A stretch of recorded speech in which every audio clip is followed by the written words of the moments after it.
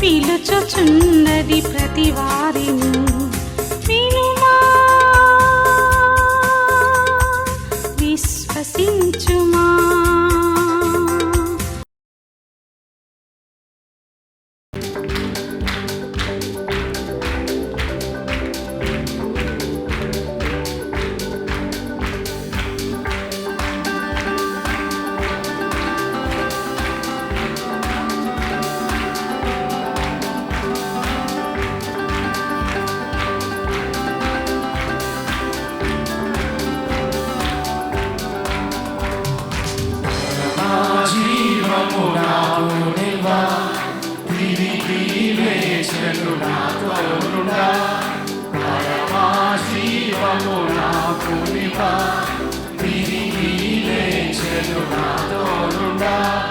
నిరంతరము నన్ను నడిపించును, మరల వచ్చి యేసుకొని పోవును. నిరంతరము నన్ను నడిపించును, మరల వచ్చి యేసుకొని పోవును. యేసు చాలును చాలును, యేసు చాలును చాలును, సమయమైనా ఏ స్థితికైనా నా జీవితములో యేసు చాలును. యేసు చాలును చాలును, యేసు చాలును చాలును, సమయమైనా ఏ స్థితికైనా నా జీవితములో యేసు చాలును.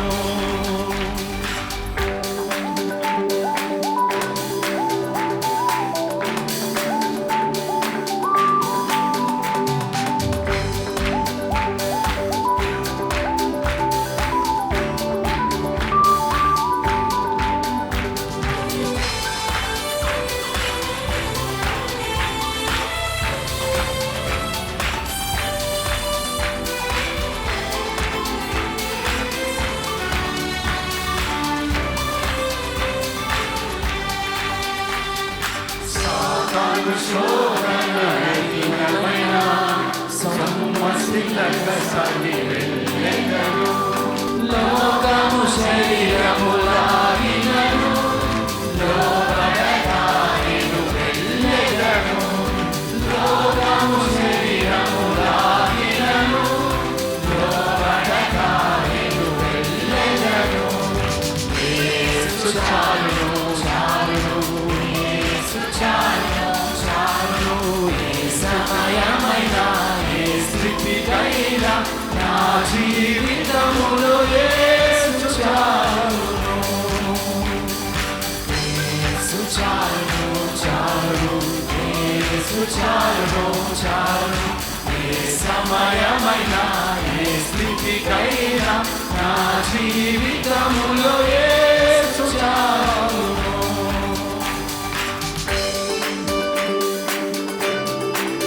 పచ్చిక బయలులో పరుట చేయును, శాంతి జలముల చెంత నడిపించును. కనీసము ప్రాణము తృప్తిపరచను, మరణ లోయలో నన్ను కాపాడు.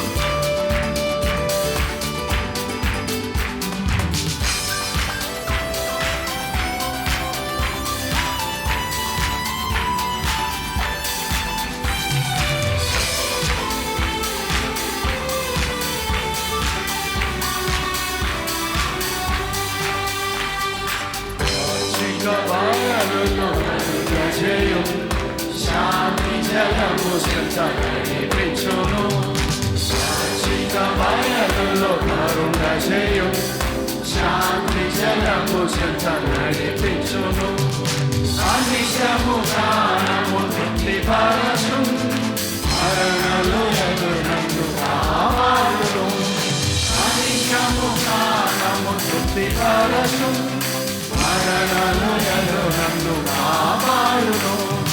యేసు చాలును, యేసు చాలును. ఏ సమయమైనా ఏ స్థితికైనా నా జీవితములో యేసు చాలును. యేసు చాలును, చాలును, యేసు చాలును, చాలును.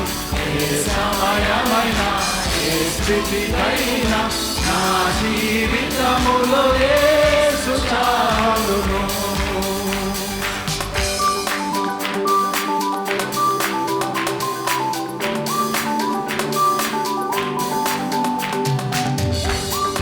నరులెల్ల నన్ను విడిచినను, శరీరము కుళ్ళు కృషించిన, హరించిన నా ఐశ్వర్యం విరోధి వలె నన్ను విడిచినను. యేసు చాలును.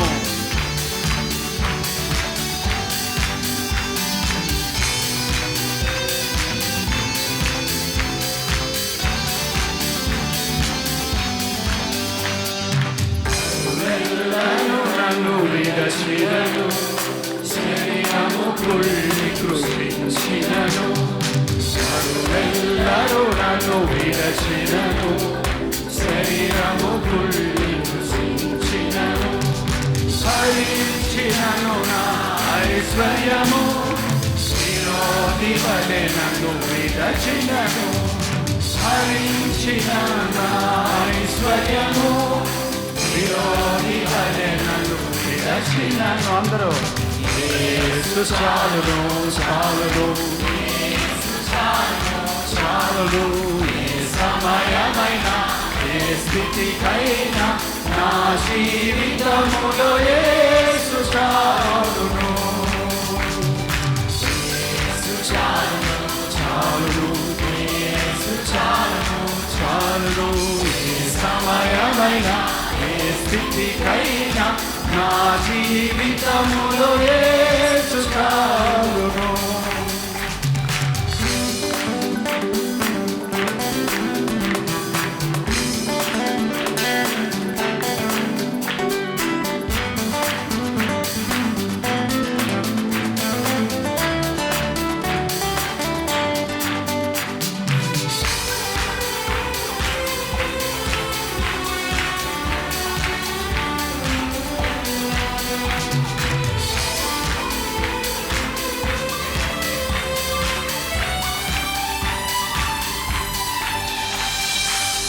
కలువరిలో సిలువయందు విలువైన రక్తము చిందించెను.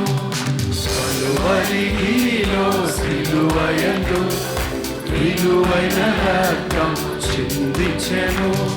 ప్రాణము దానముగా చేసెను, పాప క్షమాపణ కలిగించెను.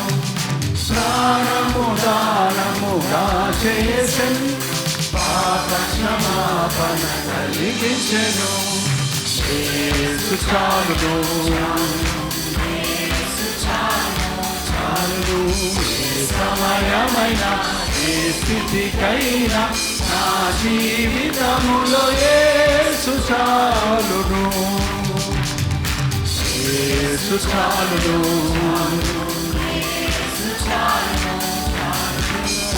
సమయమైనా ఏ స్థితికైనా నా జీవితములో యేసు చాలును.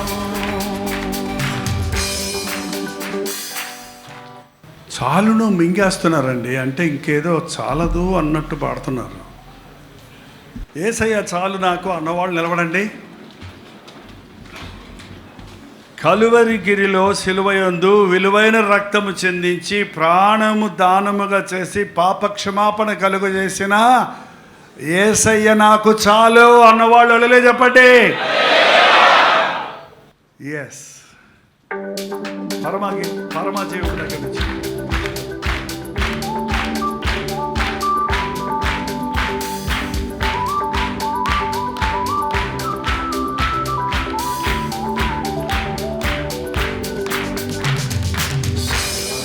జీవము నాకు నివా తిరిగి లేచెను నాతోనుండా.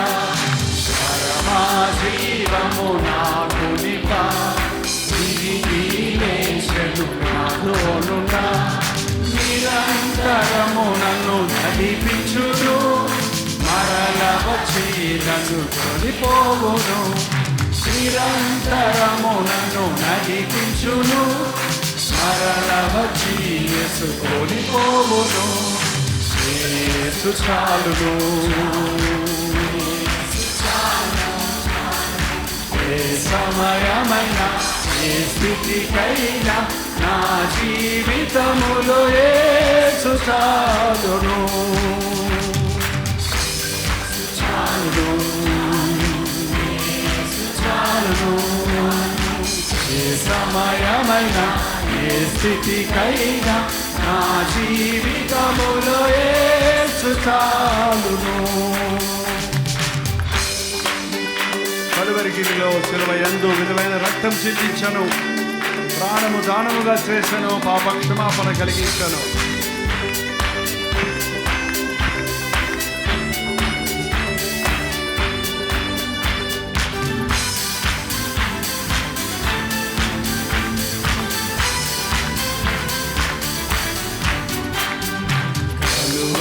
గిరిలో సిలువయందు విలువైన రక్తం చిందించెను. కలువరి గిరిలో సిలువయందు విలువైన రక్తం చిందించెను. ప్రాణము దానముగా చేసెను, పాపక్షమాపణ కలిగించెను. ప్రాణము దానముగా చేసెను, పాపక్షమాపణ కలిగించెను. అందరూ యేసు చాలును, చాలును, యేసు చాలును, చాలును, ఏ సమయమైనా ఏ స్థితికైనా నా జీవితములో యేసు చాలును. యేసు చాలును, చాలును, యేసు చాలును, చాలును, ఏ సమయమైనా ఏ స్థితికైనా నా జీవితములో యేసు చాలును. యేసు చాలును, యేసు చాలును, యేసు చాలును. కొరింథీయులకు రాసిన మొదటి పత్రిక 12వ అధ్యాయము 4వ వచనం దగ్గర నుండి చదువుకుందాం. కృపావరములు నానా విధములుగా ఉన్నవి గాని ఆత్మ ఒక్కడే. పరిచర్యలు నానా విధములుగా ఉన్నవి గాని ప్రభువు ఒక్కడే. నానా విధములైన కార్యములు గలవు గాని అందరిలోనూ అన్నిటినీ జరిగించు దేవుడు ఒక్కడే. ఆయనను అందరి ప్రయోజనము కొరకు ప్రతి వానికి ఆత్మ ప్రత్యక్షత అనుగ్రహించబడుచున్నది. ఎలాగనగా ఏంటంట, ఒకనికి ఆత్మ మూలముగా బుద్ధివాక్యము, మరొకనికి ఆత్మను అనుసరించి జ్ఞానవాక్యము, మరి ఒకనికి ఆత్మ వలననే విశ్వాసమును, మరి ఒకనికి ఆ ఒక్క ఆత్మ వలనే స్వస్థపరచవలమును, మరి ఒకనికి అద్భుత కార్యములను చేయు శక్తియు, మరి ఒకనికి ప్రవచన వరమును,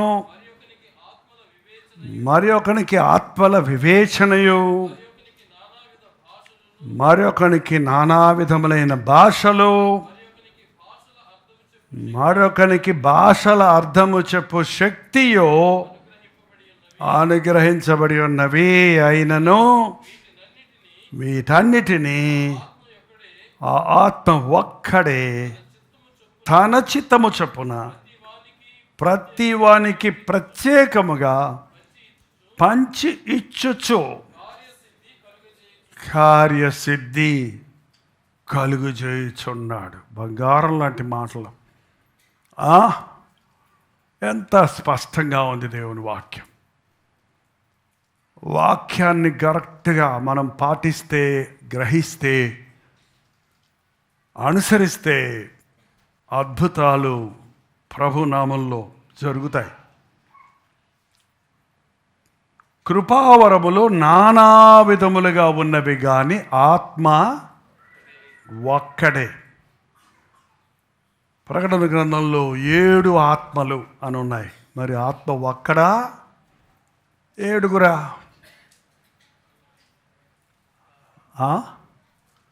ఒక్క ఆత్మ ఒక్కడే 7 విధములుగా పనిచేస్తాడు.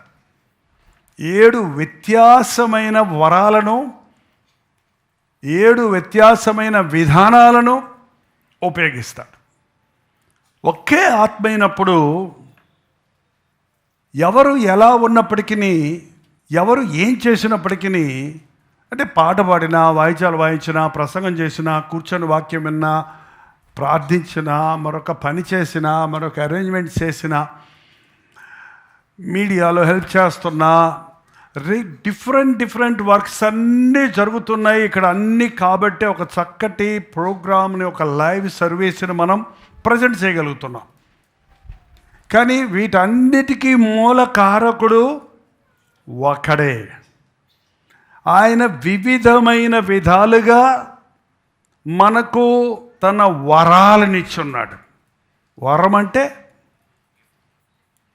గిఫ్ట్ ఎంత పెట్టి కొనుక్కుంటారు? కొనుక్కునే దాన్ని గిఫ్ట్ అంటామేంటి? గిఫ్ట్ అంటే అర్థం ఏంటి? ఊరకు వచ్చింది. నీకు ఊరకనే వచ్చింది గిఫ్ట్. కానీ గిఫ్ట్ ఇచ్చిన వాళ్ళకి కూడా ఊరకు వచ్చుద్దా? వాళ్ళు కొని నీకు తెచ్చేస్తున్నారు గిఫ్ట్. అంటే వాళ్ళకి నీ బిల్లు ఎవరు కట్టారు? వాళ్ళు కట్టారు. మనకి యేసు ప్రభు వరంగా ఇవ్వబడ్డాడు. ఏంటండి? రోమీయులకు రాసిన పత్రిక 6:23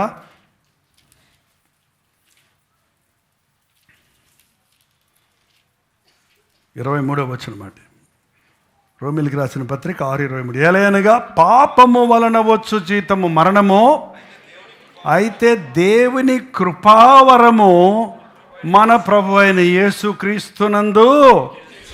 అస్సలు వరం ఏంట్రా బాబు అంటే యేసు క్రీస్తునందు నిత్య జీవము.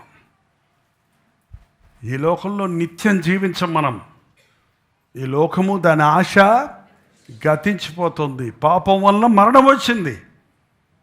కానీ ఆ మరణాన్ని ప్రభువు మన పక్షంలో మరణించి, మరణము యొక్క బలము గలవాని అనగా అపవాదిని మరణము ద్వారా జయించి, మన పాపమును ఆయన భరించి, మన శాపమును ఆయన భరించి, మన కొరకు సిలువలో చేసిన యాగము ద్వారా ఈ రోజున మనకు ఒక వరం సిద్ధపరిచాడు. ఏం పెట్టుకున్నాడో తెలుసా?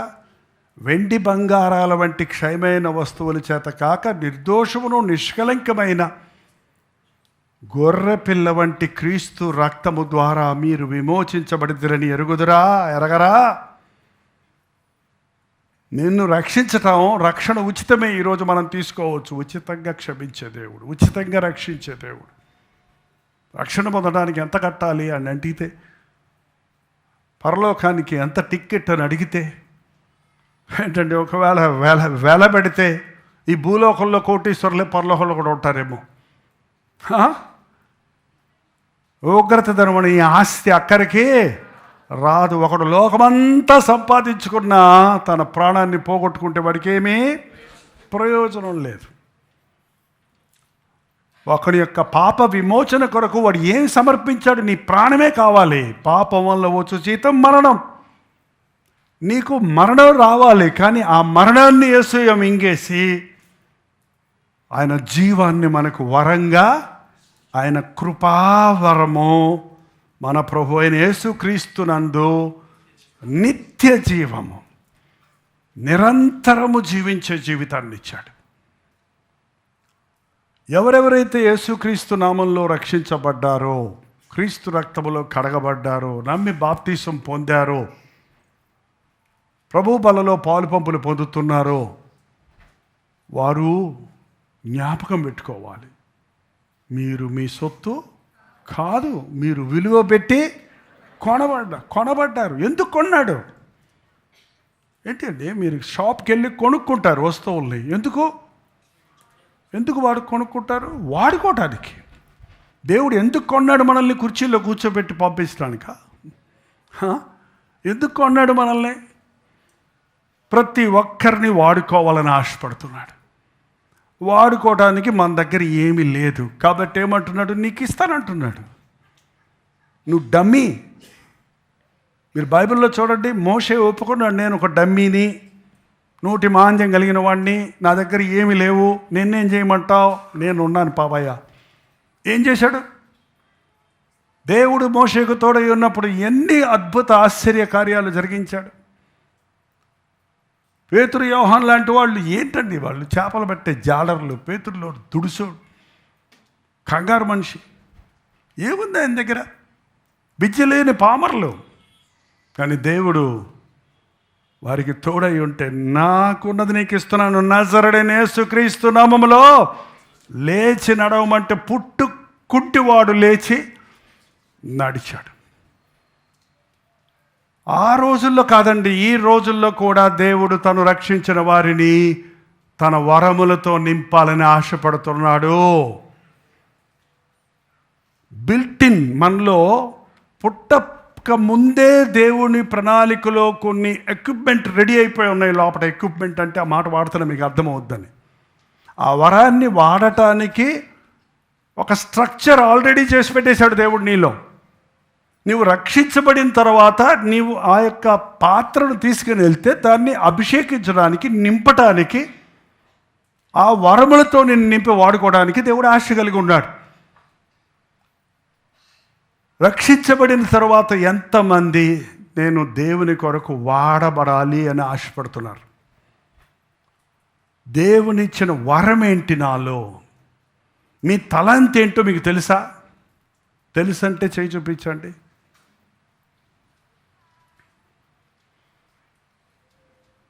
ఏం తెలీదా?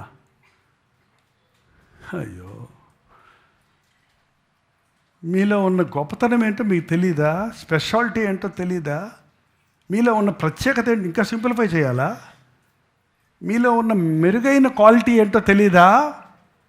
తెలిసిన వాళ్ళు చేయి చూపించండి. అబ్బా, కొన్ని చేతులు ఎత్తారు. అది నువ్వు చదువుకొని తెచ్చుకున్నాను అనుకుంటున్నావేమో, మీ అమ్మ నాన్న ఇచ్చారనుకుంటున్నావేమో. ఎలా తెలుస్తుందండి? మన తలాంతులు మనకు తెలియాలంటే ఎలా తెలుస్తాయి? ఎలా తెలుస్తాయి? నా తలాంతి ఏంటో నేను తెలుసుకోవాలనుకుంటున్నాను అన్నవాడు, దేవుడు నాకు ఇచ్చిన వరం ఏంటో తెలుసుకోవాలనుకున్న వాళ్ళు చేయి చూపించండి. ఏమ్మా, నాకు వద్దులే, అంట్లు దొంగకోవడం చాలంటారా? ఏంటమ్మా సిస్టర్స్, అసలు సిస్టర్స్కి ఇచ్చినన్ని తలాంతులు బ్రదర్స్కి లేవు. తెలుసుకోవాలని కూడా ఆశ లేదా మీకు? ఓకే,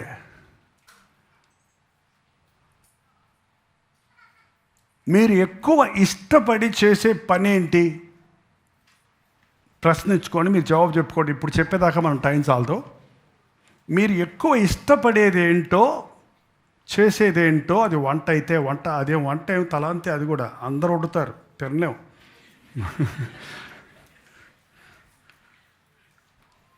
ఇల్లు శుభ్రంగా పెట్టుకోవటము, ఆర్గనైజ్ చేయటము, ఇంట్లో ఎక్కడ వస్తువులు అక్కడ పెట్టడము, జ్ఞానవంతురాలు తన ఇల్లు కట్టును పొదుపు చేయటము, కొంచెం సంపాదనతో సరిపెట్టడం, ఇవన్నీ టాలెంట్స్ అండి. అందరూ చేయలేరు అవి నువ్వు కొంచెంలో నమ్మకంగా ఉంటే, నువ్వు ఇంటిలో ఉన్న నీకు వచ్చే నీ జీవితంలో నువ్వు నమ్మకంగా ఉంటే, నువ్వు దేవుని రాజ్య విషయాల్లో కూడా వాడబడతావు.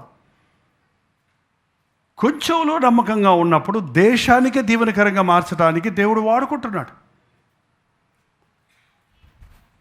నువ్వు ఇష్టపడి చేసే పని ఏంటో, పెయింటింగా, సింగింగా, వాయిద్యాలు వాయించటమా, లీడర్షిప్ క్వాలిటీ. మన ట్రాఫిక్ పోలీసులు జామ్ అయిపోతే ట్రాఫిక్ పోలీసులు పారిపోతారు ఓడలేక. అప్పుడు ఏం చేస్తారు తెలుసా, అక్కడ ఉన్న 4 కుర్రోళ్ళు కలిసి వాళ్ళు కంట్రోల్ చేస్తారు ట్రాఫిక్ అంతని. విష్ విష్ విష్ విష్ విష్ విష్ అని ఎవడో వాళ్ళు అన్న ఉద్యోగం ఏం లేదండి, కానీ బుర్ర ఉంది, మేనేజ్ చేయగలుగుతారు. సట్స్ టాలెంట్. వాళ్ళు ఎవరు రమ్మని చెప్పరు, వాళ్ళే వాలంటీర్గా వచ్చేస్తారు. చూడండి, leadership qualities, organizing qualities, writing, reading, speaking, singing, playing instruments, praying, greatest quality.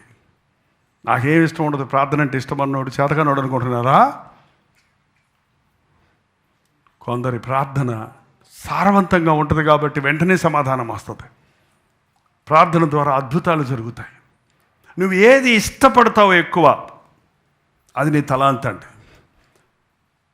మీరు టెస్ట్ చేసుకోండి. అది రాగా ఉందో అంటే మట్టిలో మాణిక్యంలాగా ఉందో, దాన్ని తీసావో వాడావో తర్వాత చెప్తాను. అది వాడబడుతుందో లేదో అది వేరే సంగతి. ఏంటంటే ఒక డైమండ్ కూడా మట్టిలో మాణిక్యం అంటారు. మట్టిలో ఉన్న స్టోనే అది కూడా. దాన్ని చెక్కి చెక్కి చెక్కి దాన్ని ఎన్ని ముక్కలు చెక్కుతారో అంత షైన్ వస్తుంది కాబట్టి దానికి అంత విలువ వచ్చింది. అది ఒక రాయే. ఆ బంగారమో దొర్స్ మెటల్ లైక్ కాయిన్. ఏంటంటే ఇనుములాగా ఇత్తడిలాగా బంగారం కూడా ఒక మెటలే. అది ఎంత బాగా ఎంత సన్నగా చెక్కినా తట్టుకుంటుంది. అది సన్నగా దాన్ని నగిషి చేస్తారు చూడండి. మన ఇండియాలో ఆర్నమెంట్స్ చేసినప్పుడు దాని మీద కంసాలోడు ఎంత సన్నగా చేసినా తట్టుకొని గట్టిగా ఉంటుంది. అది ఇత్తడితో చేయలేడు దండ. అందుకని దానికి విలువ వచ్చిందంటే, నువ్వు ఎంతగా నైపుణ్యతను వాడతావో అంత నీ విలువ మారుతుంది. దేవుడు మనకందరికీ ఏదో ఒక తలాంతి ఇచ్చాడు. నీకేది ఇష్టపడి చేస్తున్నావో అది నీ తలాంతేమో. You cannot confirm 100%. ఇంకా చెప్తున్నాను వినండి. ఇతరులు నీ విషయంలో ఏది మెచ్చుకుంటున్నారో, అసలు ఎవరన్నా మెచ్చుకునేవాళ్ళు ఉన్నారా మిమ్మల్ని అందరినీ? అందరూ తిట్టుకునేవాళ్ళేనా? అబ్బా, తిట్టుకునేవాళ్ళు లోకం అయిపోయిందట. ఇది మెచ్చుకునేవాళ్ళు అందరూ ఎటుపోయారో తెలియదు. 99 మంచి పాయింట్లుండి ఒక చెడ్డ పాయింట్, ఒక బలహీనత ఉంటే దాన్ని ఎత్తి చూపిస్తారు. కానీ 99 విషయాల్లో ఒక్కసారి కూడా, ముఖ్యంగా భార్యాభర్తలు విడిపోవడానికి మూల కారణం ఏంటంటే ఒకటే. ఏం నచ్చలేదు నీ భార్యలో అంటే అదొకటే నచ్చలేదు అంటాడు. మరి మిగిలిన 99 నచ్చినాయి కదా.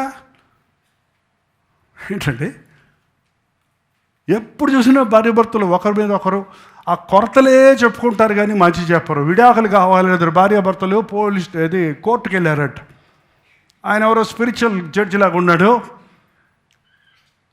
ఎందుకు అంటే కుదరదండి, మేము బతకలేము. సరే, ఒక 30 రోజులు నేను పరీక్ష పెడుతున్నాను, తర్వాత రండి నేను విడాకులు ఇచ్చేస్తాను. ఈ 30 రోజులు మీ ఇద్దరు గొడవ పెట్టుకోకూడదు, ఇద్దరు ఒకరి లోపాలు ఒకరు చెప్పకూడదు. రోజు ఒక్క మాట అయినా ఒక మంచి మాట భార్యకి చెప్పాలి. నువ్వు కూడా అమ్మ ఒక మంచి మాట, ఆయనలో ఉన్న ఒక మంచితనాన్ని నువ్వు చెప్పాలి. బలహీనతలు ఉంటాయి, అవి చెప్పొద్దు. 30 మంచితనాలు ఉంటాయి కదా కనీసం. ఉంటాయిలే, ఉంటాయి, అయ్యే చెప్పు. సో ఆ రోజు నుంచి ఇద్దరు పాజిటివ్గా మాట్లాడుకుంటున్నారు. ఉప్పు కొంచెం ఎక్కువ వేస్తే బాగుండేది కానీ బాగానే ఉందిలే అన్నాడంట. ఎంతమంది ఉప్పు లేదని ఎగిరి కుట్టేవాడట పళ్ళెం. అలాగే భర్తని తొందరగానే వచ్చారు కానీ ఇంకొంచెం తొందరగా వస్తుంటే బాగుండేదండి అట్లాగా పాజిటివ్గా మాట్లాడుకొని ఈయనలో మంచి ఆమెలో మంచి 30 రోజులు చెప్పుకున్నాక ఇద్దరు మళ్ళీ ఆయన దగ్గరికి వచ్చారంట. ఇచ్చేయమంటారా విడాకులు, రాసేయమంటారా? అక్కర్లేదు అంటారు. ఏమైంది? అక్కర్లేదు, మేమిద్దరం కలిసి ఉండటానికి మేము ఎంతకాలం ఒకరినొకరు దెప్పుకున్నాం, ఒకరిలో ఉన్న ఒకరు తప్పులు ఎత్తి చూపించుకున్నామే, కానీ ఇన్ని మంచి గుణాలు నా భార్యలో ఉన్నాయని, ఇన్ని మంచి గుణాలు నా భర్తలో ఉన్నాయని ఇప్పుడే తెలిసిందండి. ఇంకా ఎన్నున్నాయో చేస్తూ మా జీవితం అంతా పరిశీలించుకుంటాం అని చెప్పి సమాధానపడ్డారట. ఎందుకు మిమ్మల్ని ఎవరిని మెచ్చుకోలేదా? డబ్బులు ఇచ్చి మెప్పించుకుంటున్నారు ఇప్పుడు. డబ్బులు ఇస్తే చాలు, కొట్టో చెయ్యి అంటే కొడతాడు చెయ్యి. అయ్యో, పొలిటికల్ మీటింగుల్లో అంతే, బిర్యానీ పొట్లం సారాయి ప్యాకెట్ ఇస్తే చాలు వచ్చేస్తారంట. క్రైస్తవ సభలకు కూడా అలాగైపోయిందంటే ఇప్పుడు మీటింగులకి రండి బాబు అంటే అన్నాలు ఉన్నాయా? భోజనాలు ఉన్నాయా? ఎంత ఇస్తారు? వ్యాన్ పంపిస్తారా రావడానికి? బా అందుకే ఉద్యోగ సభలు పెడతాం విసిగిపోయారండి. మనుషులకు ఎలాగైపోయిందంటే డబ్బులు ఇచ్చి దేవుని కోసం మనుషులు రప్పించుకోవాల్సిన కర్మ ఏంటి? నేను ఆకర్షిస్తే కానీ ఎవరు నా ఎద్దకో అట్లాంటి వాళ్ళు వస్తే చాలు దేవుడి దగ్గరికి. ఈ లోకంలో ఎవరు మెచ్చుకోకపోయినా నాకు తెలుసండి, మీ అమ్మగారు మెచ్చుకుంటారు మిమ్మల్ని. అమ్మ మాటలు గుర్తున్నాయి అన్నోళ్ళు ఎవరో కొంచెం చేయి చూపించండి. అమ్మని మర్చిపోయారులే, అమ్మ మాటలు. వందనాలు దింపండి. మీ అమ్మగారు ఎప్పుడు మెచ్చుకున్నారా? ఏ విషయం మెచ్చుకున్నారు?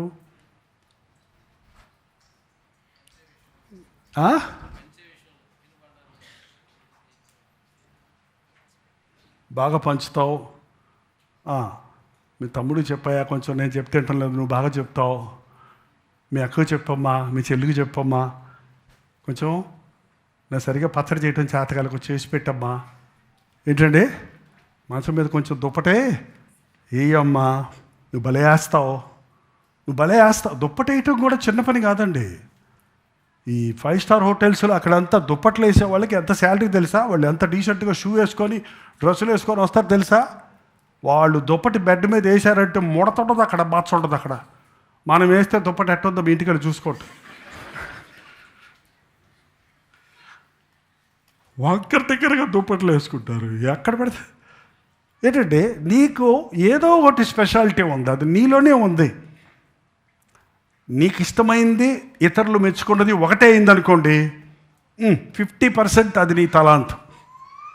మూడవదిగా నువ్వు తెలుసుకోవాలంటే, దేవా నా వరం ఏంటి, నా తలాంతి ఏంటని నువ్వు ప్రార్థిస్తే దేవుడు స్పష్టంగా నీకు తెలియజేస్తాడు. ఆ తెలియజేసింది నీకు ఇష్టమైందేదో, నీలో మెచ్చుకునబడుతుందేదో అదే అయినట్లయితే గ్యారంటీగా దేవుడు నీకు ఇచ్చిన ప్రత్యేకత అదేదైనా సరే. ఇక్కడ చెప్పాడు చూడండి, కొంచెం ముందుకెళ్దాం.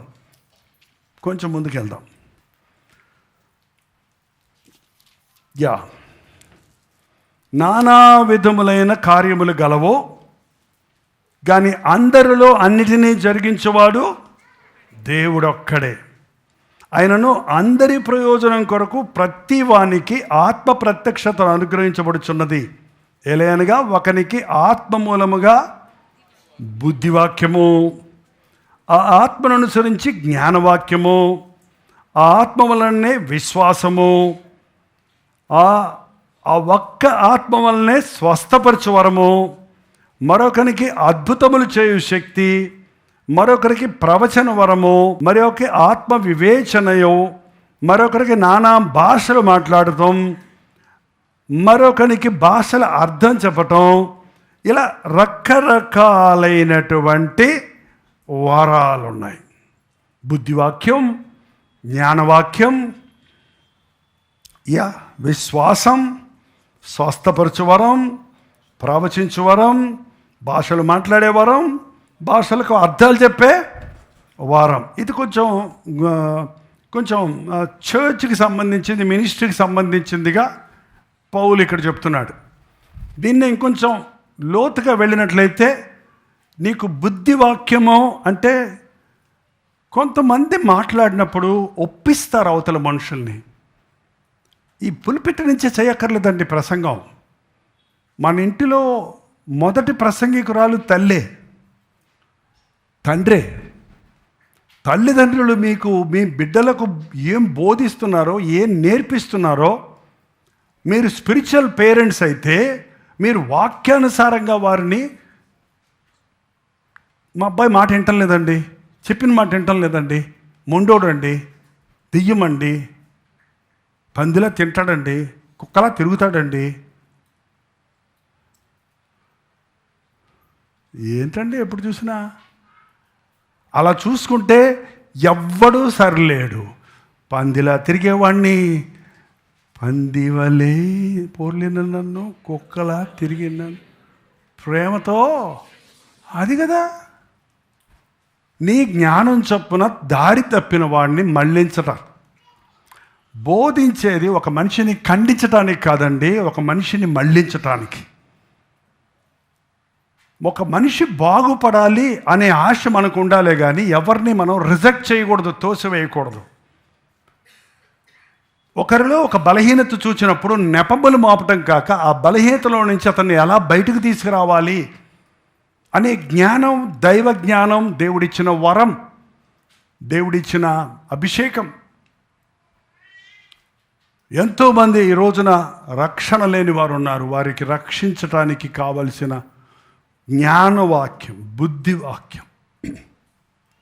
ఎక్కువ టైం లేదు కనుక స్వస్థపరచటం ఒక వరంగా దేవుని చేత ఇవ్వబడుతుంది. ఒక పాస్టర్ గారి అవ్వక్కర్లేదు. మీకు విశ్వాసం ఉంటే మీరు నూనె రాసి ప్రార్థిస్తే, మీ బిడ్డలతో ప్రారంభించండి. మీ బిడ్డలకు బాగోలేనప్పుడు హాస్పిటల్కి పరిగెడతాం కాదు, మీరు నూనె రాసి ప్రార్థన చేసి చూడండి. ఒక్కొక్కసారి నువ్వు ఎవరెవరి కోసం ప్రార్థన చేస్తున్నావో వాళ్ళు వచ్చి నీకు సాక్ష్యం చెప్తున్నప్పుడు నీకు అర్థమవుతుంది. అప్పుడు నా భార్యకి, వదినమ్మకి బాగా స్వస్థత వరం ఉంది. తను ఎవరికి ప్రార్థన చేసినా ఆ ప్రార్థనలు నెరవేరటం. నాకు స్టార్టింగ్లో మాకు వివాహమైన 5వ రోజు 6వ రోజు ఒక అలర్జీ ఉండేది. నాకు చాలా కాలం నుంచి పోయేది కాదు. నేను ప్రార్థన చేస్తాను నుండి నూనె రాశాను, పెద్ద చేసావులే అనుకున్నా నేను మనసులో. నూనె రాసి ప్రార్థన చేసిందంటే ఎగిరిపోయింది, అది మళ్ళీ లేదు. చాలాసార్లు చాలా సాక్ష్యాలు విన్నాం. మామూలు బోధకురాలు కాదు, పెద్ద ప్రసంగాలు చేయలేదు, కానీ దేవుడు ఒక ప్రత్యేకమైన వరం ఇచ్చాడు. ఒక్కొక్కరికి ఒక్కొక్క వరం ఇచ్చాడు. ఎవరిని తీసిపడేయలేదు దేవుడు. కొందరు కనపడతారు, కొందరు మరుగులో ఉంటారు. కొందరు కనబడే కార్యాలు చేసే వరం, కొంతమందికి దాగుండి చేసే అభిషేకం. అది ఏదైనా సరే ప్రతిఫలం మాత్రం ఈక్వలే. మనం షో ఆఫ్ చేసుకునే బాలాంటి పాస్టర్లకి 2 శిక్ష ఉంటుందంట. బోధకులకు కఠినమైన శిక్ష, ఏం చెబుతున్నావో దాని ప్రకారం చేయకపోతే. కానీ కనబడకుండా పరిచర్య చేసేటప్పుడు ఒక దైవజనుడు ప్రార్థించుకుంటుంటే చాలా గొప్ప ఉద్యోగం జరిగిందంట. 1000 మంది ఆత్మలు అక్కడ రక్షించబడ్డారు. కన్నీటితో ప్రార్థన చేస్తున్నారు. చూసి, ఇవాళ 1000 ఆత్మలు సంపాదించానయ్యా, నీకు వందనాలు ప్రభువా అని సంతోషంగా ప్రార్థించుకుంటుంటే, ఊరుకో 500 నువ్వు సంపాదించావు. కాదు నాయన, లెక్క పెట్టారు మా వాలంటీర్స్, 1000 మంది నాయన, పేపర్లన్నీ తీసుకున్నాం ప్రభా. కాదు, 500 మందే. కాదు ప్రభా, 1000 మందే. నీ ప్రసంగం విని మారిన వాళ్ళు 500 మంది. మీ సంఘంలో పలానా ముసలమ్మ గారు ఉన్నారు చూడు, ఆ మూల కూర్చొని వాక్యం చెప్తున్నప్పుడు ఆత్మలు రక్షించని కన్నీటితో ప్రార్థన చేసింది. ఆమె ప్రార్థన వలన మారిన వాళ్ళు మిగిలిన వాళ్ళు. ఏంటంటే మన సంఘంలో ఎప్పుడు అది పెట్టేవాళ్ళం, ఇంతకుముందు మానేశారు. మీరు ప్రసంగం జరుగుతున్నప్పుడు వెనక ప్రార్థించే టీం ఉంటుంది. వాళ్ళు ప్రార్థిస్తుంటే ఇక్కడ సేవకుడు బలంగా వాక్యం అందిస్తాడు. అది ఆది సంఘంలో జరిగిన అద్భుతం. ఇవాళ ప్రసంగం ప్రారంభమైందంటే కొంతమంది పెద్దలు కనబడరు అసలే. అందుకే సంఘాల్లో ఉద్యోగం తరిగిపోతుంది. ఫుల్ టైం జాబ్ అండి మంది. ఆదివారం నాడు నో బ్రేక్. దేవుని సన్నిధిలో నో రిలాక్సేషన్. దేవుడిచ్చిన వరము ఉపయోగించాలి. స్వస్థపరిచే వరం, ఎవరు అవసరతలో ఉన్నవారు వారిని గమనించే వరం. ప్రతి ఒక్కరిని పట్టించుకుంటారండి కొంతమంది. అదొక స్పెషల్ గిఫ్ట్. అది స్పెషల్ గిఫ్ట్. చెరసాల్లో పడేస్తే యోసేపుని చెరసాల్లో చాలామంది ఉన్నారు. అక్కడ 2 ఏడుబొక్కలు వేసుకొని కూర్చున్నారు. వాళ్ళని ఎట్లా పట్టుకున్నాడు? ఎందుకయ్యా విచారంగా ఉన్నారు ఏంటి అని వెళ్ళి వాళ్ళ దగ్గరికి వెళ్ళి అడిగాడు. వాళ్ళు రియల్ నీడ్లో ఉన్నారు. వాళ్ళ కలల భావాలు చెప్పాలంటే చెప్పాడు. పరోక్షంగా దేవుడు దానిని యోసేపు బయటికి రావడానికి కారణం చేశాడు. ఇంకొకటి, మనం ఎప్పుడు అనుకుంటున్నాం మనం ఎవరికో ఉపకారం చేశామని. ఉపకారములు చేయ వరము ఇంకా డీటెయిల్డ్గా ఇంకా కొన్ని చోట్ల ఉందండి. ఇక్కడే ఉంది చూడండి, 27వ వచనం. అటువల్ల మీరు క్రీస్తు యొక్క శరీరమై వేరు వేరు అవయవములే ఉన్నారు, మరియు దేవుని సంఘములో మొదట కొందరు అపోస్తలులుగా, పిమ్మట కొందరు ప్రవక్తలుగా, పిమ్మట కొందరు బోధకులుగా, అటు పిమ్మట కొంతమంది అద్భుతములు చేయవారిగా, తరువాత కొందరిని స్వస్థపరచ కృపావరం గలవారిగా, కొందరిని ఉపకారము చేయవారిగా, కొందరిని ప్రభుత్వము చేయవారిగా, కొందరు నానా భాషలు, కొందరిని ఉపకారాలు చేయటం. దేవుడి ఉపకారం ఎప్పుడు చూసినా ఎవరికి సహాయం చేయాలనే ఆశే కొంతమందికి ఉంటుంది. ఇదిగో పేదల సేవ చేయాలి. 24 స్థలాలకు వెళ్ళాలంటే ఒక్క స్థలానికి మనం వెళ్ళలేక వాళ్ళని ఇక్కడికి రప్పించావు, రెండోది రెడీగా ఉంది. ఇక ఉన్నది 6 నెలలు కూడా లేవు. 5 నెలల్లో 24 అనాథ ఆశ్రయాలకు వెళ్ళి దేవుని ప్రేమను పంచాలి, దేవుని నామంలో వారిని పలకరించాలి. మొన్న వచ్చినటువంటి యవన బిడ్డల్లో 2-3 యవనస్తులు ఉన్నారు. ఒక అబ్బాయి అయితే తల దించుకునే ఉన్నాడు, పైకి రావటం లేదు. నేను గర్వమేమో అనుకున్నాను. అతన్ని పిలిచి పలకరించిన తర్వాత అతనికి తండ్రి లేడు. ఒక విధమైన సిగ్గుతో, భయముతో, ఆ యొక్క ఏమంటారు నిరుత్సాహంతో ఉన్నాడు అతను. నీవు ఎంత చదువుకున్నా నీ ఫీజు నేను కడతానయ్యా అని నేను చెప్పి భుజం తట్టి పక్కన నిలబెట్టుకుంటే చివరికి వెళ్ళేటప్పుడు థ్యాంక్ యూ పాస్టర్ అని చెప్పి వెళ్తున్నాడు. మారిపోయాడు మనిషి. అంత ప్రోత్సాహపరిచేవాళ్ళు లేరు. ఏదో పొట్లం ఇచ్చేసి మనం ఫోటో తీయించుకోవడానికి కాదండి అన్నదానాలు చేయటం, వస్త్రదానాలు చేయటం. దేవుని నామంలో అవసరతలో ఉన్న పంచి పెడతామనేది చాలా సులభం, కానీ అవసరతలో ఉన్న వాళ్ళకి పంచి పెట్టాలి. మన దేశంలో చూడండి, ప్రభుత్వాలు వచ్చాయంటే వాళ్ళ సొంత వాళ్ళందరికీ పంచిపెట్టుకుంటారు. బినామీలో ఏదో అంటానంట, బంధువులందరికీ, వాళ్ళ కులము వాళ్ళందరికీ. అట్లా కాదు, ఎవడు అవసరతలో ఉన్నాడు. అది విచక్షణ జ్ఞానం, దేవుడిచ్చే అభిషేకం. ఆకలితో ఉన్నవారి కడుపు నింపాలి, శ్రమలో ఉన్నవారిని ఆదరించాలి, అవసరతలో ఉన్నవారికి ఉపకారము చేయాలి. ఉపకారము చేసే మనసు, ప్రభుత్వం చేసే మనసు. ప్రభుత్వం అంటే ఈ రాజకీయ ప్రభుత్వాలు కాదు. ఏంటంటే ఏలటం అనేది సులభం కాదు, పరిపాలించటం అనేది సులభం కాదు. మనం ఊరకే దేశ నాయకుల్ని ఆడిపోసుకుంటాం, కానీ వాళ్ళకి నిద్ర ఎక్కడుందంటే బాబు. మనకు 10 మంది పిల్లలు ఉంటేనే నిద్ర లేదు. 10 మంది పిల్లలు ఎక్కడున్నారు అయినా మీకు? 2 ఉంటేనే నిద్ర లేదు. 2 పిల్లల్ని చక్కబెట్టుకోలేక పిల్లలతో పడలేకపోతున్నా అని అంటున్నారు. ఆ పిల్లల్ని ఎలా ఊరుకోబెట్టుకోవాలో తెలియదు, ఎలా కడుపుకు నింపుకోవాలో తెలియదు, ఎలా చదివించుకోవాలో తెలియదు, గందరగోళం అయిపోతుంది. మరి దేశాలను పరిపాలించే వాళ్ళకి అంత సులభం కాదు. ఖచ్చితంగా దేశ అధికారాలన్నీ దేవుని దగ్గర నుంచి వచ్చినవే. వారు అన్యులైనప్పటికీ, వారు గ్రహించినా గ్రహించకపోయినా, కానీ వారిలో ఆ యొక్క వరం ఉంది. అది రాంగ్గా వాడబడుతుంది, అది వేరే విషయం. కానీ అభిషేకించబడితే అది అందరి ప్రయోజనం కొరకు వాడబడుతుందండి. ఒక అబ్రహాం లింకన్ ఉన్నాడంటే, నీగ్రోల విడుదల కొరకు ప్రయాసపడ్డ వ్యక్తి. తెల్లవాళ్ళ బస్సుల్లో నల్లోళ్ళు ఎక్కకూడదు ఆ రోజుల్లో. అలాంటి చట్టాన్ని తీసేసి ఇవాళ మీరు ఇతర దేశాలకు వెళ్తే ఈక్వల్గా ఉంటారు వాళ్ళు. బ్లాక్స్ కూడా అమెరికన్స్ అంతే, all rights they have.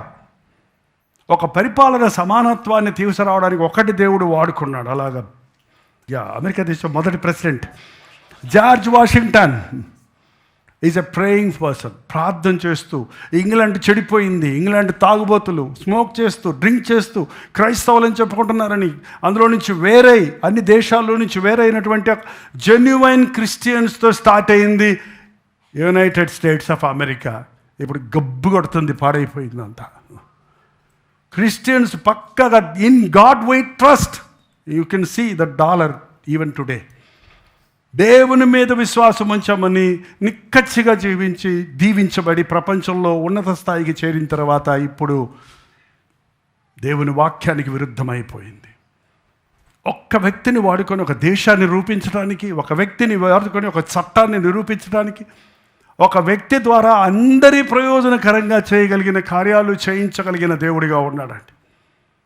Bulb కనిపెట్టిన వ్యక్తి భలే తెలుసు మీకు. ఆయన ఎటుపోయాడు కానీ బల్బులు మాత్రం వెలుగుతూనే ఉన్నాయి. ఏంటంటే ఒక్క వ్యక్తికి దేవుడు ఇచ్చిన ఆ యొక్క జ్ఞానం ఇవాళ అందరి ప్రయోజనకరంగా ఉంది. అనస్థీషియా కనిపెట్టిన సర్ జేమ్స్ సింప్సన్ ఒక్క వ్యక్తి అనస్థీషియా కనిపెట్టి వాళ్ళ ఆపరేషన్ అంత సులభం అయిపోయింది. మంచాలకు తాళ్ళేసి కట్టి బర్రా బర్రా కోసేవాళ్ళంట, కుయ్యం మొయ్యం అని ఏడుస్తుంటే. కానీ అనస్థీషియా థియేటర్లోకి వెళ్ళాక ఏమి జరిగిందో కూడా తెలియదు, మళ్ళీ బయటకు వచ్చాక నొప్పి తెలుస్తుంది అంతే. ఒక్క వ్యక్తి ద్వారా దేవుడు తన అద్భుతాలు, ఒక్క మోషేని ఎన్నుకొని ఎన్ని అద్భుతాలు బట్టి బైబిల్లోకి వస్తే, అంటే బైబిల్ ఇన్ని ఉన్నారు కదా, మీరు హిస్టరీ కూడా చూస్తే బాగుంటుంది, ఇప్పుడు కూడా జరుగుతుందని చెప్తే బాగుంటుంది. ఒక్క పడికి వాళ్ళ కాకినాడ వీధుల్లో పిచ్చుకొక్కలా తిరుగుతున్న జైపాల్ని తీసుకొచ్చి ఏం చేస్తున్నాడండి వాళ్ళ, నాకే ఆశ్చర్యం వేస్తుంది.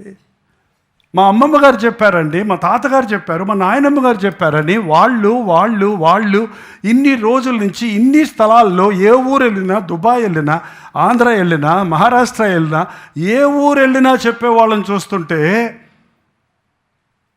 నేను కొత్తగా అమెరికా నుంచి వచ్చారంటే మాకు చిన్నప్పటి నుంచి మేము సండే స్కూల్లో మీ వాక్యం విన్నామండి. అంటే ఎంతమందికి దేవుడు ఆశీర్వాదకరంగా చేశాడు ఒక మనిషి విధేయుడైతే. నాలో ఏం ప్రత్యేకత లేదు, ఎవరిలోనూ ఏమీ లేదు, ఎవరిలో లేదు, మామూలు వ్యక్తులే. వీధి దీపాల కింద చదువుకున్నాడు అబ్రహాం లింకన్, తెలుసా మీకు ఆ సంగతే? రోడ్డు మీద దీపాలు ఉండేయండి అప్పుడు. ఆ దీపం వెలుగులో ఇంట్లో దీపం కూడా లేదు. ఒక పేద కుటుంబంలో నుంచి వచ్చాడు ఆయన. తల్లి నేర్పించింది యథార్థత. చెప్పుల కొట్లో పనిచేసేవాడు డిఎల్ మూడి అనే వ్యక్తి 17 సంవత్సరాలు యవనస్తుడిగా చెప్పులు అందిస్తారు కదా, షూస్. అక్కడ రక్షించబడి తన జీవిత దినాల్లో 1 కోటి మందిని ప్రభు కొరకు సంపాదించాడని. ఎక్కువ చదువుకోలేదు, తప్పలుగా మాట్లాడేవాడట ఇంగ్లీష్. కానీ ఇవాళ మూడీ ప్రింటింగ్ ప్రెస్, చికాగో వెళ్తే మూడీ ప్రింటింగ్ ప్రెస్ ఉంది, బైబిల్ స్టడీస్, ఎంత బైబిల్ కాలేజ్ ఉంది, చాపల్ చర్చెస్ ఉన్నాయి. ఆయన చేసిన మినిస్ట్రీ చూస్తే చెప్పుల కొట్లో పనిచేసుకునే 17 ఏళ్ల కుర్రోడా చేసింది అది. చెప్పులు కుట్టుకునే విలియం కేరీ అండి. విలియం కేరీ ఏం చేసేవాడు అనుకున్నారు? మిషనరీ గురించి చెప్తున్నాను ఇందాక.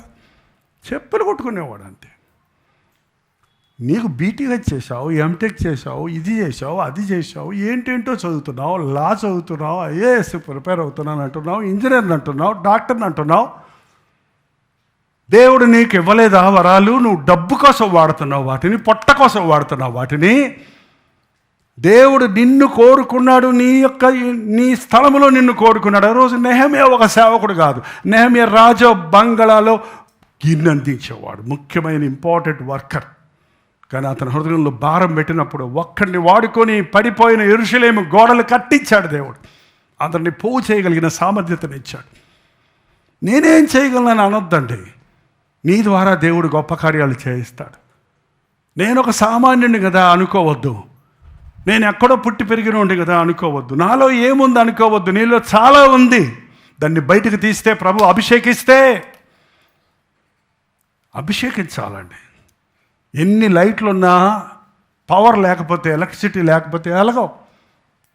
ఎన్ని బల్బ్స్, అందమైన సుందరమైన బల్బ్స్ అన్ని పెట్టుకోవచ్చు, కానీ పవర్ ఉండాలి. నీకు ఎన్ని తలాంతులు ఉన్నా దేవుని అభిషేకం లేకపోతే అది నిర్వీర్యంగానే ఉంటుంది. నువ్వు అభిషేకించబడలేదేమో, నీకున్నదాన్ని గుర్తించలేదేమో. ఈరోజు దేవుడు నీ ఆత్మీయ వరాలు నాకు దయచేయని నువ్వు అడిగితే 1 కంటే ఎక్కువ ఇవ్వడానికి కూడా దేవుడు ఇష్టంగా ఉన్నాడండి. కలిగిన వాడికి ఇంకా ఇవ్వమన్నాడు, లేనివాడికి మూలిగే వాడికి ఉన్నది కూడా తీసేయమన్నాడు. నీలో 1 తలాంతు నువ్వు వాడటం లేదు కాబట్టి ఉన్నది కూడా పోయిందేమో, లేకపోతే అన్నీ వాళ్ళకే ఇస్తున్నారు, నాకు లేదనుకుంటున్నావేమో. కానీ దేవుడు నీ కొరకు కూడా సిద్ధపరిచాడు. ఉపకారాలు చేయటం, ప్రభుత్వాలు చేయటం, ఆర్గనైజ్ చేయటం. ఏ తలాంతు ఉందో ఇవాళ మీరు ఇంటికి వెళ్ళి మోకరించి దేవుని సన్నిధిలో ప్రార్థించి చూడండి. దేవుడిచ్చిన తలాంతును దేవుని కొరకు వాడండి. రోమీయులకు రాసిన పత్రిక 12వ అధ్యాయంలో ప్రభు చెప్పిన మాటలు చూసి ముగించుకుందామండి.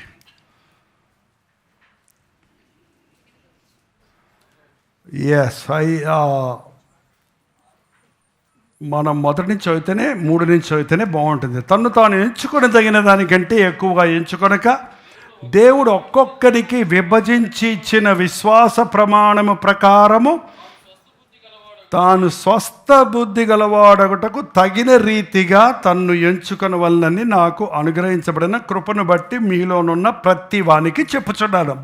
ఎంత స్పష్టంగా చెప్తాడండి పౌలు. అది బైబిల్లోకి ఎక్కుద్దని ఆయన అనుకోలా. అంత ఆత్మపూర్ణుడై ఉన్నాడు కాబట్టి ఆయన చెప్పిన మాటలు, ఆయన రాసిన ఉత్తరాలు బైబిల్లో భాగాలుగా మారిపోయినాయి. అభిషేకించబడిన వాని మాటలు పరిశుద్ధాత్మ కార్యాలను నెరవేరుస్తాయండి.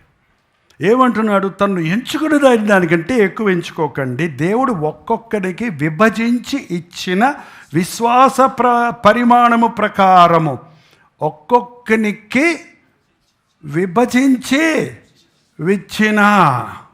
మా ఇంట్లో 8 మంది పిల్లలు అయినప్పుడు ఏమన్నా కొంచెం పొట్లంలో ఏంటిది మిక్సర్ లాంటి ఏమన్నా తెచ్చారనుకోండి, నాకో అని గొడవ పెడితే మా అమ్మగారు ఆగమని ఏం చేసేది తెలుసా? బాల మీద అక్కడ పోసి దాన్ని అలాగ 12 కుప్పలు చేసి తీసుకో, ఒక్కొక్క కుప్ప తీసుకో, ఇటు కొంచెం పెద్దోడు కొంచెం ఎక్కువ, లేకపోతే ఇటు చిన్నోడు కొంచెం ఎక్కువ, వీడికి 3 చాక్లెట్లు ఇచ్చేయి అని కరెక్ట్గా పంచి ఇచ్చేదండి అందరికీ సరిపోయినట్టు.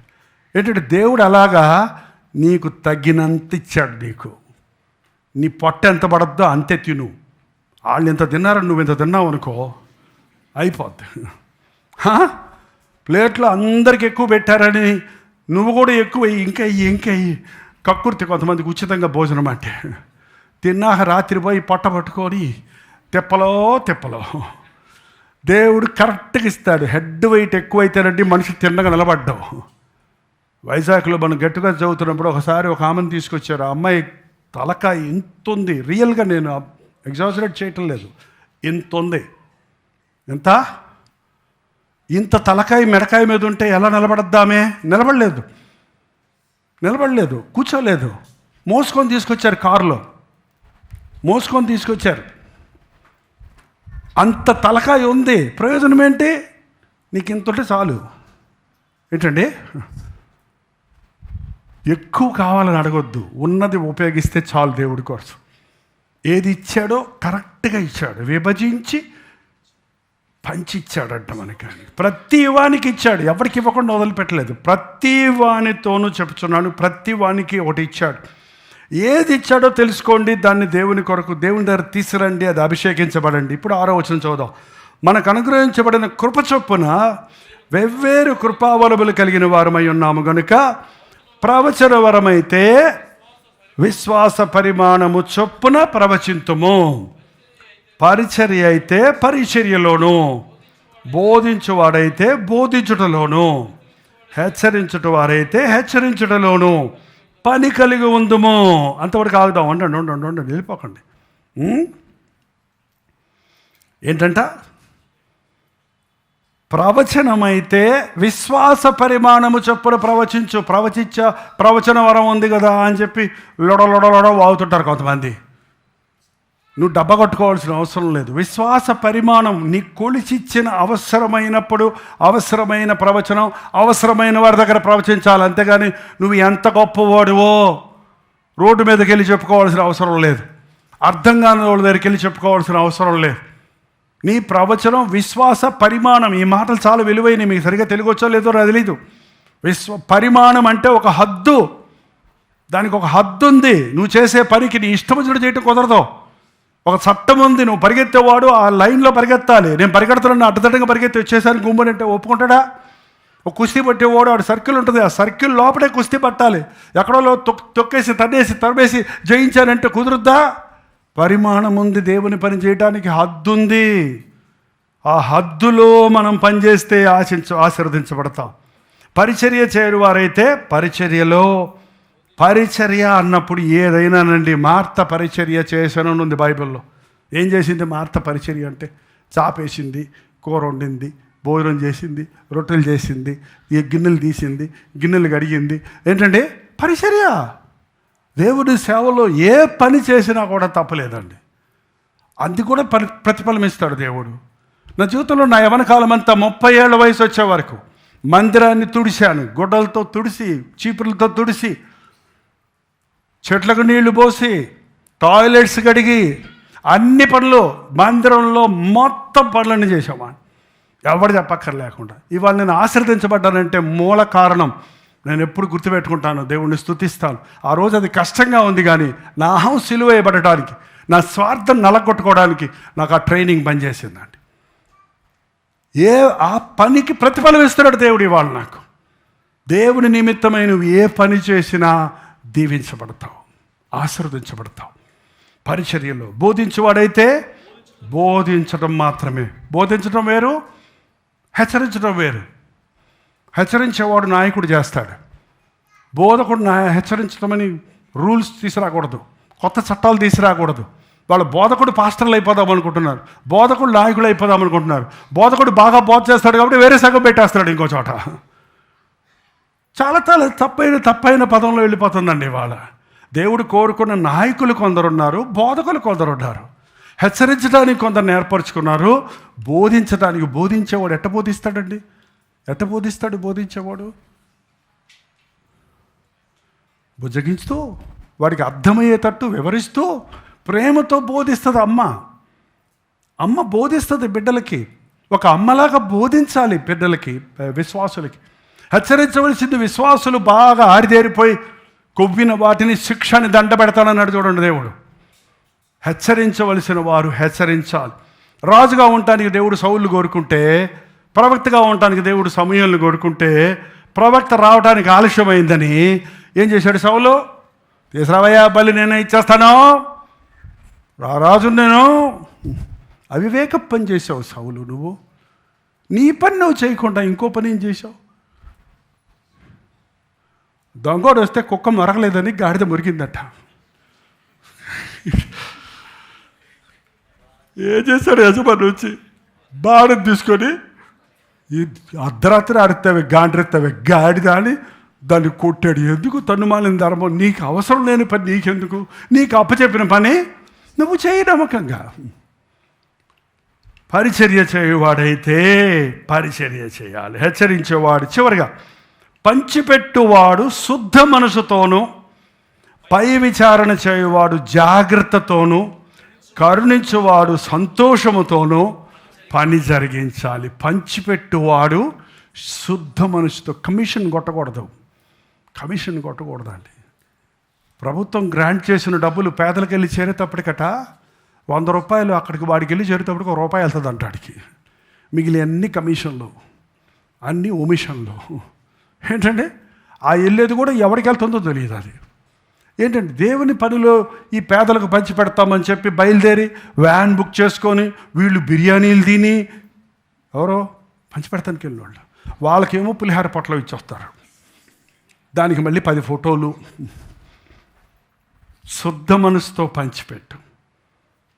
పార్షియాలిటీ ఉండకూడదు, పక్షపాతమో చూపించకూడదు. న్యాయంగా పంచిపెట్టు. కరుణించేవాడు, పై విచారణ చేయువాడు జాగ్రత్తగా చేయి. కరుణించేవాడు సంతోషముతో కరుణించు. పోయి చూడండి, ఇందులో ఏదో ఒకటి మీకు ఉండే ఉంటుంది. కానీ ఈరోజు మాత్రం ఖచ్చితంగా తెలుసుకోవాలి, నీకున్న వరం ఏంటి? ఆ వరం అభిషేకించబడిందా? నీకున్న వరాన్ని దేవుని కొరకు వాడినప్పుడే అభిషేకం నిలుస్తుందండి. నీకున్న వరం దేవుడు అభిషేకించి నీకు ఇస్తే, నువ్వు లోకం కోసం వాడుతున్నావు అనుకో, ఎప్పటి వల్ల విరజుమ్ముకుందాం అనుకున్నాడంట. ఎవరో?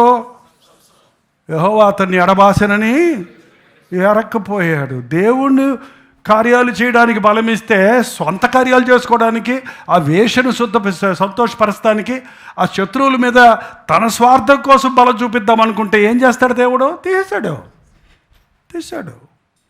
చాలామంది వాళ్ళ పడిపోయిన దూతలు లాంటి వాళ్ళు చాలామంది ఉన్నారండి. విశ్వాసులు, సేవకులు, గొప్ప గొప్ప సేవకులు, దేవుడిచ్చిన స్వస్థత వరాలతో బిజినెస్లు చేసి ఇవాళ అడ్రస్ లేకుండా పోయారండి.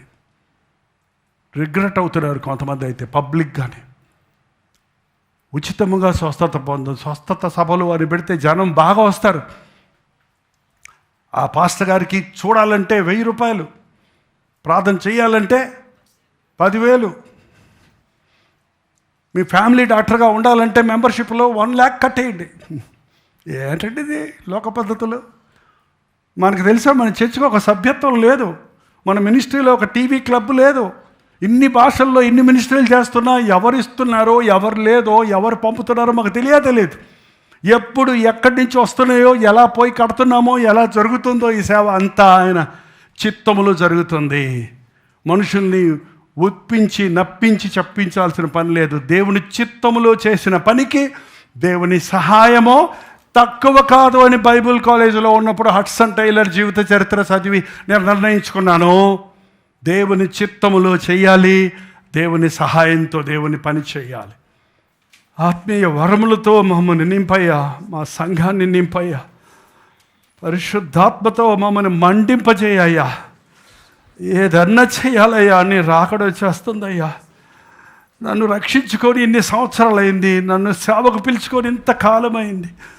నీ కొడుకు ఇంతే చేశానా దేవా, ఇంకా చేయాలనే ఆశ, ఇంకా బ్రతకాలనే ఆశ మాకు దయచేయి. ఇంకా నా వరమేంటో నాకు తెలియలేదే, నా తలాంతేంటో నాకు తెలియలేదే, నేనే విషయంలో వాడబడటం లేదే ప్రభువా, నన్ను వాడుకోయ్యా.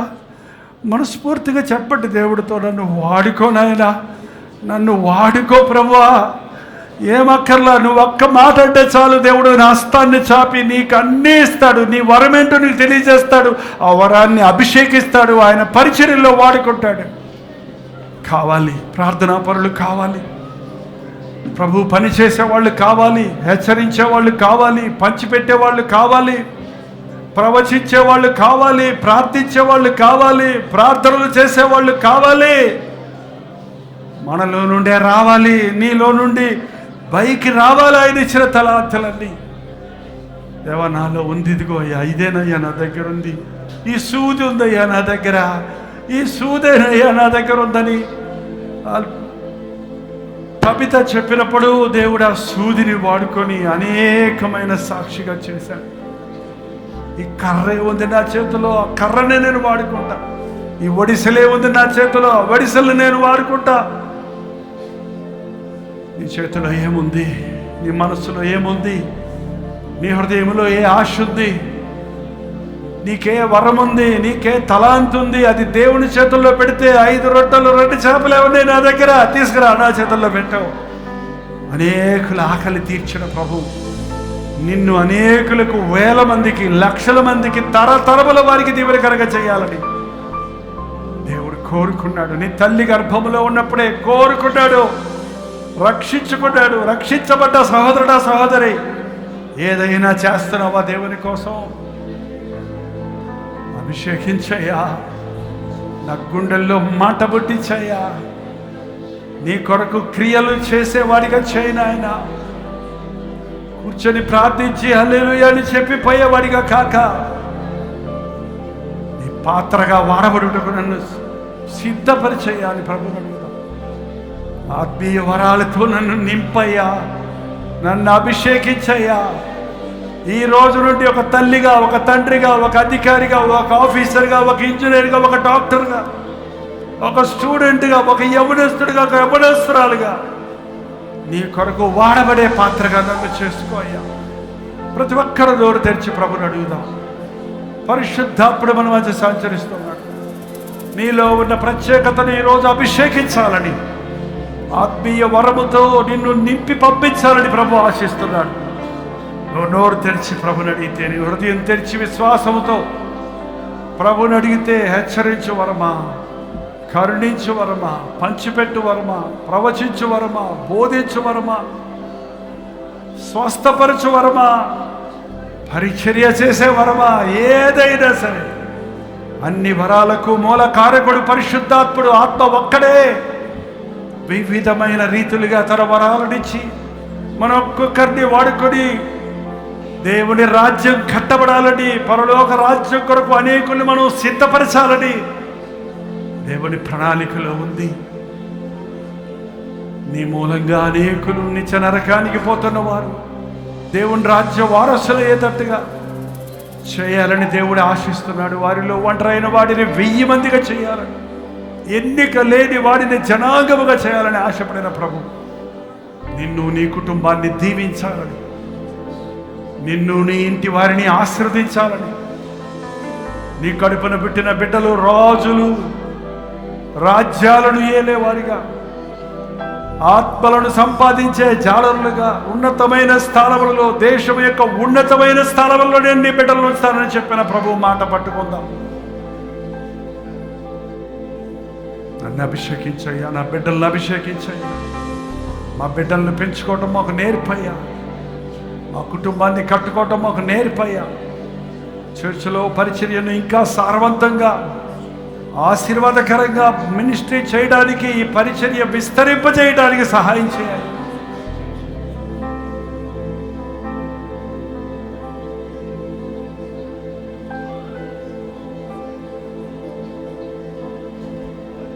జీవనదిని నా హృదయములో ప్రవహింపజేయుమయా. జీవనదిని నా హృదయములో ప్రవహింపజేయుమయా. ఆత్మీయ వరములతో నన్ను అభిషేకించేయుమయా. అవునయ్యా, ఆత్మీయ వరములతో నన్ను అభిషేకం చేయుమయా. జీవనదిని నా హృదయములో ప్రవహింపజేయుమయా. జీవనదిని నా హృదయములో ప్రవహింపజేయుమయా. అవును యేసయ్య, నిలబడిన ప్రతి ఒక్కరి హృదయాలలో జీవజల ఊటలు ఊరజేయను ఆయన. ఆసి చేరకుండా, కల్మషము నిలబడకుండా ఎప్పటికప్పుడు శుద్ధీకరించబడిన శుద్ధ జలాలతో పరిశుద్ధపరచబడుతూ అనేకులకు ఆశీర్వాదకరముగా, మా జీవితాలు జీవనదిగా, అనేకుల దాహమును తీర్చినదిగా, అనేకులు శుద్ధీకరించబడుటకు ప్రయోజనకరమైన జీవితాలు జీవించుటకు మాకు సహాయం చేయ. ఆత్మ ద్వారా కలిగే రకరకాల వరాల గురించి విన్నాం. ఏ వరం మాకిచ్చావో, ఏ పరిచర్య మాకిచ్చావో, ఏ తలాంతు మాకిచ్చావో, ఏ వరం ఇచ్చావో ఈరోజు మేము తెలుసుకొని దాన్ని నీ ముందు పెట్టి అభిషేకించబడి ఇది బదులు కొట్టి చేతుల్లో వాడబడటం సహాయం. మీటింగ్ ముగిసిన పరిశుద్ధాత్మని కార్యం మా హృదయాలలో కొనసాగటానికి ఎంతో కాలంగా నిర్విచారంగా ఉన్న మేము, నిర్లక్ష్యంగా ఉన్న మేము మేల్కొని మొర్రపెట్టుటకు, నీ అగ్ని మా గుండెల్లో మండుటకు, నీ అభిషేకము పొంది నీ సాక్షులుగా బ్రతుకుటకు మా ఒక్కొక్కరికి నీ సహాయం చేయమని క్రీస్తు నామములో అడుగుచున్నాను తండ్రి. ఆమేన్.